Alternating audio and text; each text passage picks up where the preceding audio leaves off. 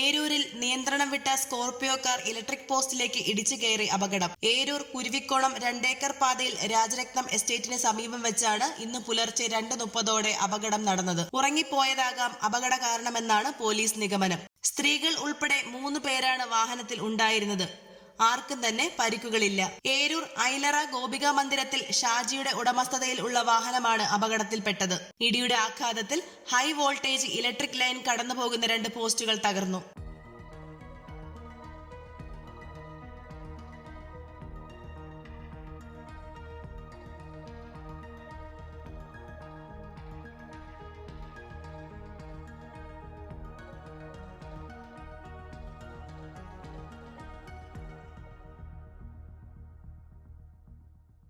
രാത്രി തന്നെ ഏരൂർ പോലീസും KSEBയും സംഭവസ്ഥലത്തെത്തുകയും ഉടൻ തന്നെ വൈദ്യുത ബന്ധം വിച്ഛേദിക്കുകയും ചെയ്തു.